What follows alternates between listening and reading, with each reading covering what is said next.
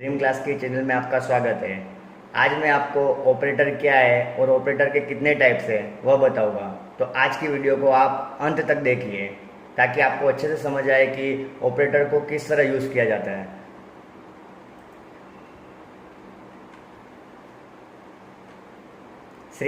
C programming operators. An operator is a symbol that operate on a value or a variable. For example, plus is an operator to perform addition. Operator क्या है? Operator एक symbol है जिसका use हम कहाँ पे कर सकते हैं? वेरिएबल को ऑपरेट करने के लिए, वेरिएबल को ऑपरेट या उस वेरिएबल की वैल्यू को ऑपरेट करने के लिए। जैसे कि आप एग्जांपल में प्लस को एक ऑपरेटर कहा गया है जो एडिशन करने में यूज होता है। उसी तरह माइनस भी एक ऑपरेटर है, उसका सब्ट्रैक्शन में यूज होगा।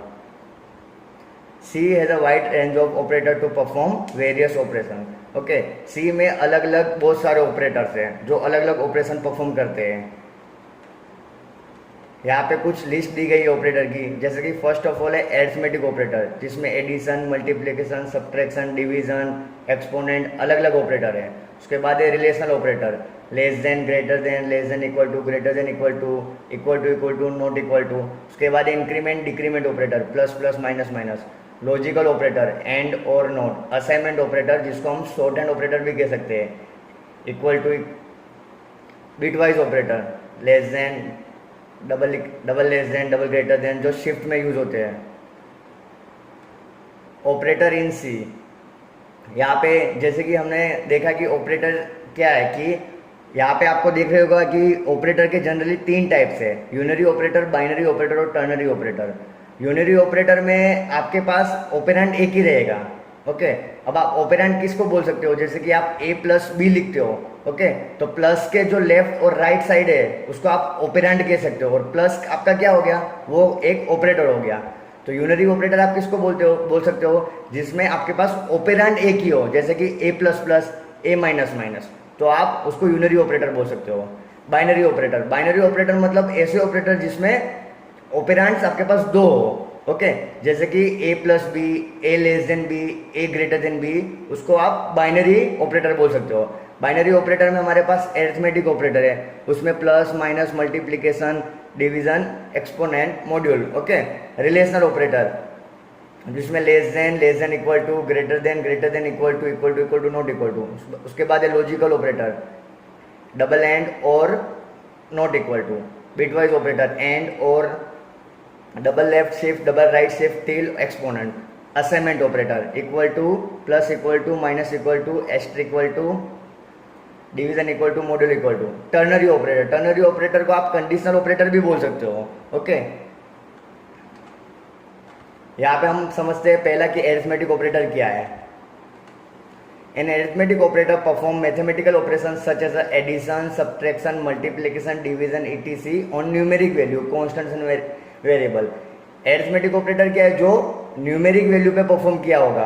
ओके, उसमें आप अलग अलग ऑपरेशन परफॉर्म कर सकते हो, जैसे कि दो नंबर को ऐड करना हो, सब्ट्रैक्ट करना हो, मल्टीप्लिकेशन करना हो या डिवीजन करना हो। ओके, उसमें यहाँ पे कुछ लिस्ट दी गई है एरिथमेटिक ऑपरेटर की, जैसे कि प्लस, एडिशन और यूनरी प्लस, माइनस, सब्ट्रैक्शन और यूनरी माइनस, एस्ट्रिक मतलब मल्टीप्लिकेशन, डिवीजन, स्लेश, परसेंट मतलब modular, reminder after division, modulo division. Okay, यहाँ पे एग्जांपल देखते हैं कि एरिथमेटिक ऑपरेटर का किस तरह है। तो जैसे कि एक हेडर लाइब्रेरी इंक्लूड की है studio.h, उसके बाद वॉइड मेन में integer a equal to 9, b equal to 4 और c equal to a plus B. यहाँ पे आप देख सकते हो कि जो यहाँ पे प्लस है वो आपका बाइनरी ऑपरेटर है। बाइनरी ऑपरेटर मतलब यहाँ पे हमने एरिथमेटिक ऑपरेटर परफॉर्म किया है जो प्लस। ओके, प्लस के लेफ्ट और राइट साइड जो भी है वो आप उसको ऑपरेंड बोल सकते हो। ओके, तो जो भी ऑपरेटर में दो, एक से ज्यादा ऑपरेंड यूज हुए हो उसका आप बाइनरी ऑपरेटर बोल सकते हो। तो c equal to a plus B, फिर प्रिंटफ कर रहा है a plus B equal to percentage D slash N C, मतलब यहाँ c में जो a और b का एडिशन हुआ वो प्रिंट होगा। उसी तरह c equal to a minus B, मतलब a माइनस बी, मतलब जो a मतलब 9 माइनस 4, मतलब c में 5 स्टोर होगा वो यहाँ पे प्रिंट किया है, a minus B percentage D. Okay, percentage D मतलब जो हमारी इंटीजर की फॉर्मेट स्पेसिफायर है वो। उसके बाद c equal to a multiplication b, a और b को वैल्यू को मल्टीप्लाई करके c में स्टोर करेगा और यहाँ पे प्रिंट कर देगा। उसी तरह c equal to a division b, A divided by B, okay, जो भी होगा वो यहाँ पे प्रिंट करेगा। उसके बाद मॉड्यूलर प्रिंट कर रहा है, C equal to A modular B, reminder when the divided by B equal to percentage is less than C gets. अभी हम इसका यहाँ पे आउटपुट देख सकते हैं कि आउटपुट में देखो जैसे कि a plus B equal to 30, मतलब a की वैल्यू 9 थी, b की वैल्यू 4 है, तो output 30। Okay, second a minus B 5, मतलब 9 माइनस 4 इक्वल टू 5। उसके बाद a और b का मल्टीप्लाई किया है, मतलब 36। उसके बाद a डिवीजन b मतलब 2, मतलब 2 डिवाइड के बाद जो प्रिंट वैल्यू हो रही है वो प्रिंट कर रहा है। अब यहाँ पे रिमाइंडर, जो भी उसका रिमाइंडर रिटर्न करेगा वो प्रिंट करेगा मॉड्यूलर। ओके, तो उसने 1 रिमाइंड प्रिंट किया है। नेक्स्ट है इंक्रीमेंट और decrement operator. C programming has 2 operator, increment plus plus, decrement minus minus, to change the value of operand constants और वेरिएबल वे 1। जैसे कि हम इंक्रीमेंट प्लस प्लस को, जैसे कि ए की वैल्यू 5 और इंक्रीमेंट कर रहा हो तो एक वैल्यू इंक्रीमेंट करेगा बाय डिफॉल्ट। ओके, और डिक्रीमेंट कर रहा हो माइनस माइनस तो एक वैल्यू को डिक्रीमेंट करेगा। Increment plus plus increase the value by 1, where is the decrement minus minus decrements the value by default 1। This 2 operate are unary operator. इसको हम यूनरी ऑपरेटर कर सकते हैं क्योंकि इसमें हमारे पास ऑपरेंड एक ही होगा, meaning they only operate a single operand, उसमें हमारे पास सिंगल ऑपरेंड होगा। यहाँ पे हम देख सकते हैं एग्जांपल में कि वॉइड मेन में इंटीजर a इक्वल टू 10 और b equal to 100, c equal to 10.5, d equal to 100.5। Okay, यहाँ पे हमने प्लस प्लस a किया है, मतलब a की वैल्यू में एक को इंक्रीमेंट करेगा। ओके, तो उसका आउटपुट हमें 11 मिल रहा है, 11 मिल रहा है। उसके बाद b में माइनस किया है तो 99।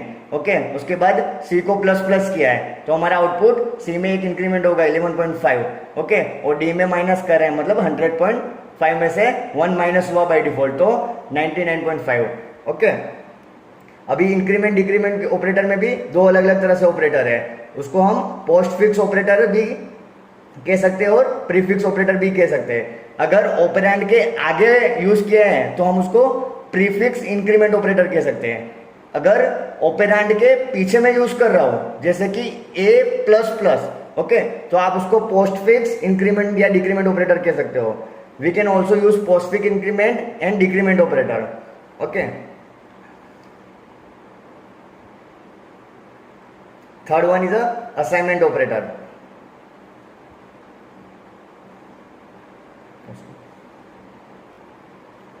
पोस्ट फिक्स इंक्रीमेंट और प्रीफिक्स इंक्रीमेंट में क्या डिफरेंस है? ओके, प्रीफिक्स इंक्रीमेंट का मतलब वो वेरिएबल की वैल्यू को पहले इंक्रीमेंट कर देगा फिर प्रिंट करेगा। ओके, पोस्ट फिक्स इंक्रीमेंट मतलब पहले वो वेरिएबल की वैल्यू को प्रिंट करेगा फिर इंक्रीमेंट करेगा। दोनों केस में इंक्रीमेंट तो हो ही रहा है, लेकिन प्रीफिक्स में क्या करेगा, वो पहले इंक्रीमेंट कर देगा बाद में वेरिएबल की वैल्यू को प्रिंट करेगा। जबकि पोस्ट फिक्स इंक्रीमेंट में क्या होगा, पहले वो वेरिएबल को प्रिंट करेगा बाद में इंक्रीमेंट करेगा। तो ये माइनर सा डिफरेंस है। ओके, उसके बाद हमारा थर्ड वन है असाइनमेंट ऑपरेटर। असाइनमेंट ऑपरेटर को हम शॉर्ट हैंड ऑपरेटर भी कह सकते हैं। Okay, an assignment operator is use for assigning a value to a variable. The most common assignment operator is equal to.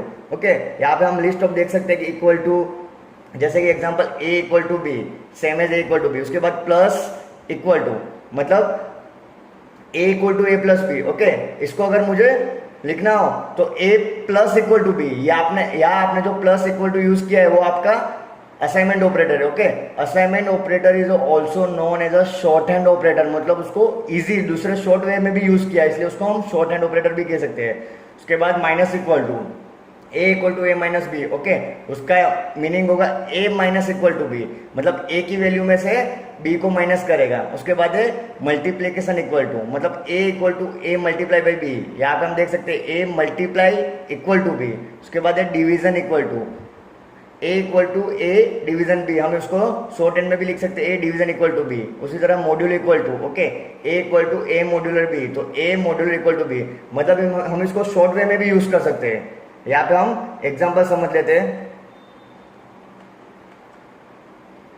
देखिए यहाँ पे c इक्वल टू ए, मतलब c की वैल्यू में क्या असाइन हो गया, a की वैल्यू, मतलब c इक्वल टू 5। ओके, अब c equal to c plus equal to a, मतलब क्या हुआ, c इक्वल टू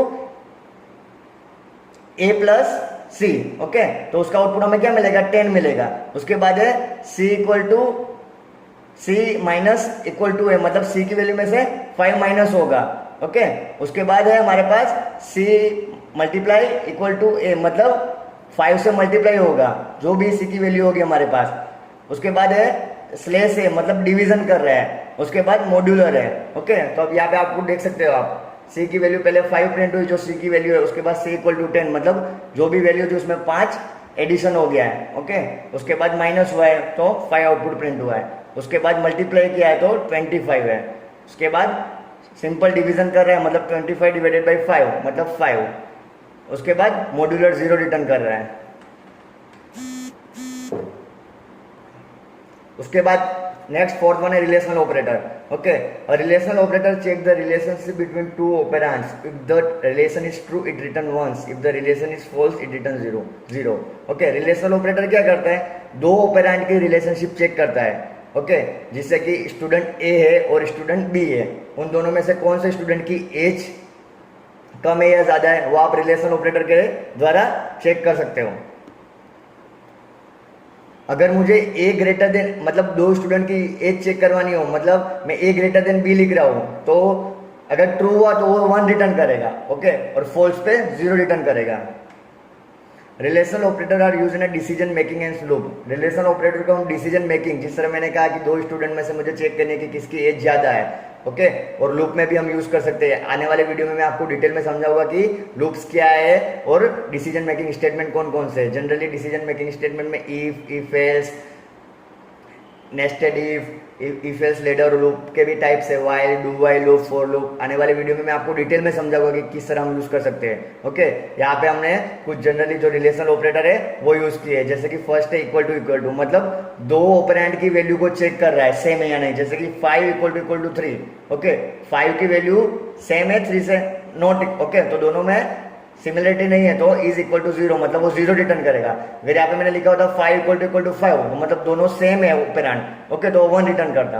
अब ग्रेटर देन तो 5 ग्रेटर देन 3, मतलब 5 3 से बड़ा है। ओके, तो ये कंडीशन मेरी ट्रू हुई तो वो 1 रिटर्न करेगा। अगर कंडीशन ट्रू है तो 1 रिटर्न करेगा, अगर कंडीशन फॉल्स है तो 0 रिटर्न कर रहा है। Okay, less than 5 less then 3, ये कंडीशन मेरी फॉल्स है। ओके, तो 0 रिटर्न करेगा। Not equal to 5 not equal to b, एक 3, मतलब ये कंडीशन मेरी ट्रू है तो इसने 1 रिटर्न किया।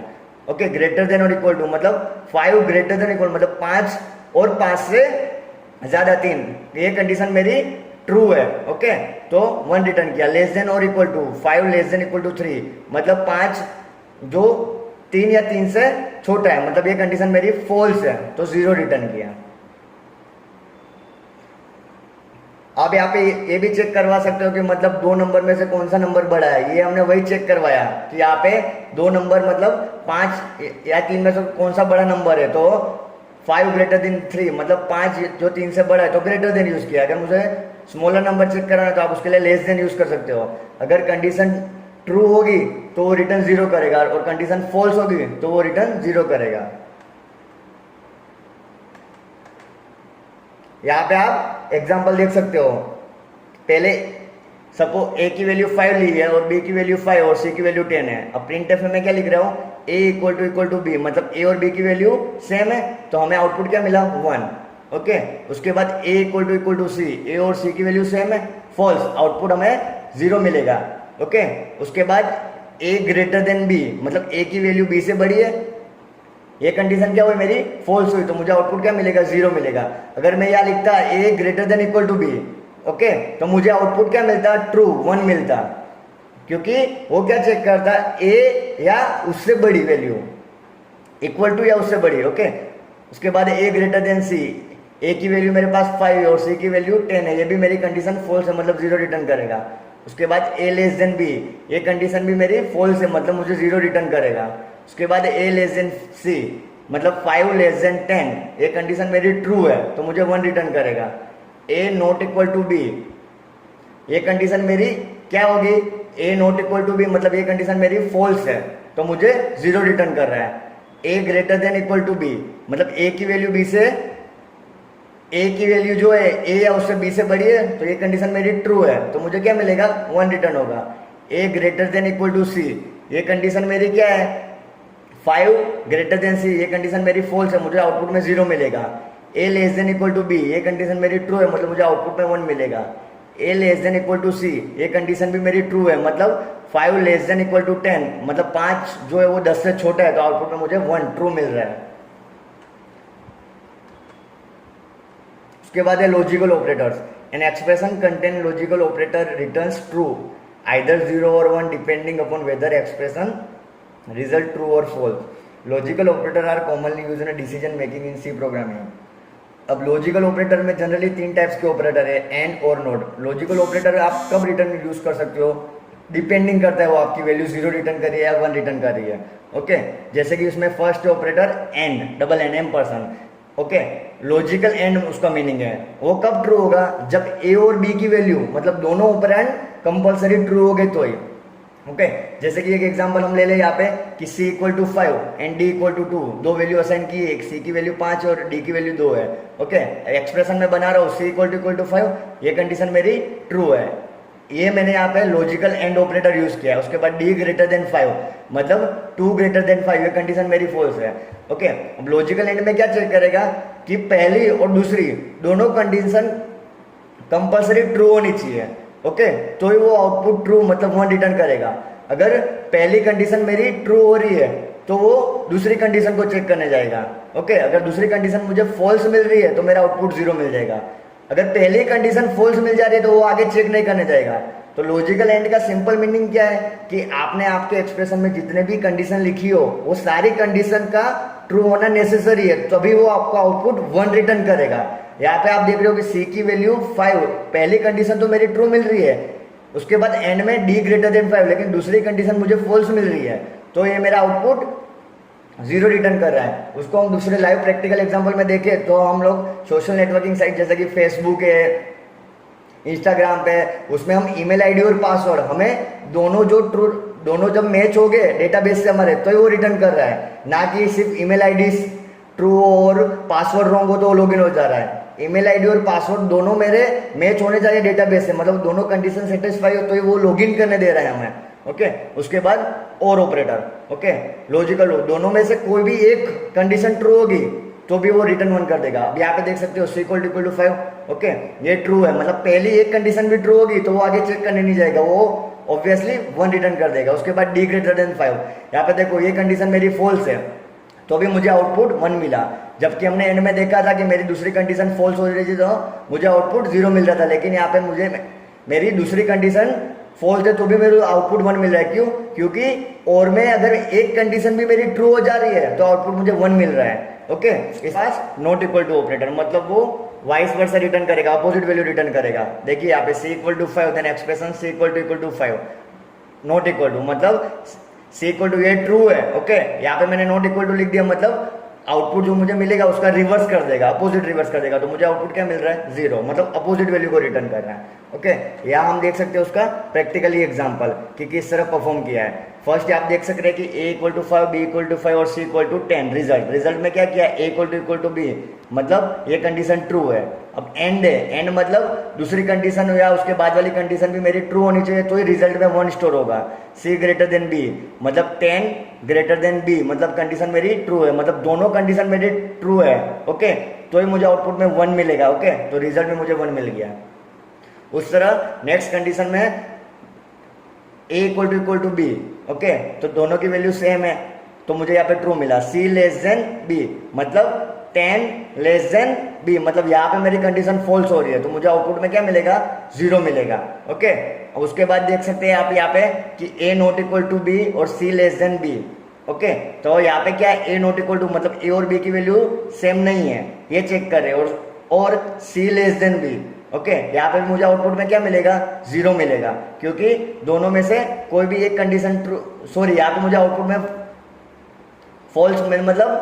फॉल्स मिलेगा तो मुझे आउटपुट में यहाँ पे 0 रिटर्न करेगा।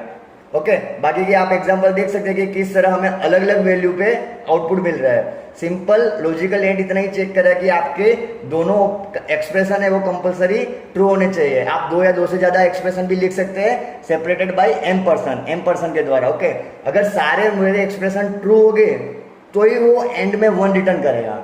ओके, अगर मैं यूँ चाहूँ कि मुझे मेरी एक भी कंडीशन ट्रू हो जाए तो मुझे आउटपुट 1 मिलना है तो आप और यूज कर सकते हैं।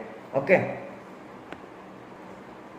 Next one is a bitwise operator. During the computation, mathematical operation like addition, subtraction, multiplication, division, extra are converted to bit level, which makes processing faster and saves power.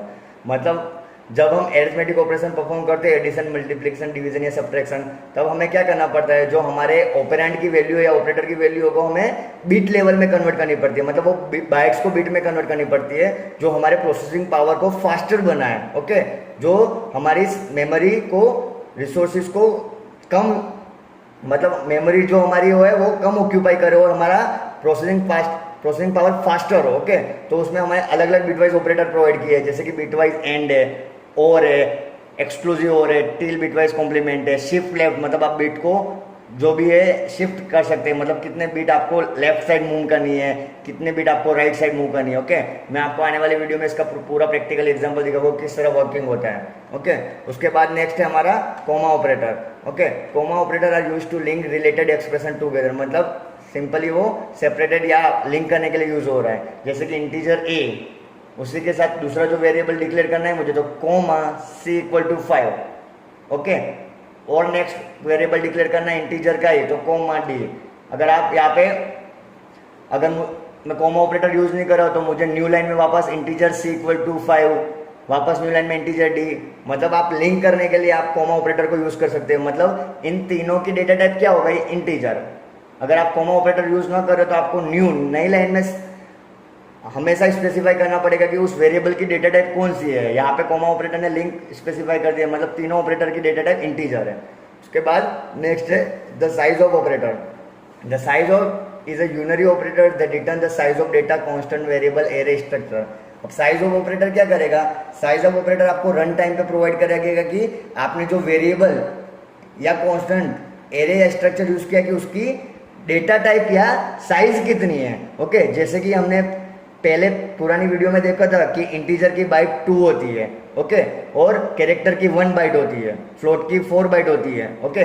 उसी तरह जो हमें साइज ऑफ ऑपरेटर रिटर्न करेगा उसकी exact bite कितनी है। यहाँ पे देख सकते हैं integer a, float B, double C और कैरेक्टर डी, ओके। तो आपको क्या करना है, एक मैसेज प्रिंट करना है, जैसे कि साइज ऑफ इंटीजर = %LU, ये इसकी फॉर्मेट स्पेसिफायर है। साइज ऑफ जो हमारा, जैसे कि इंटीजर ए, मतलब साइज ऑफ में पास कर दिया तो इंटीजर की 2 बाइट रिटर्न की है, ओके। उसके बाद है फ्लोट, ओके।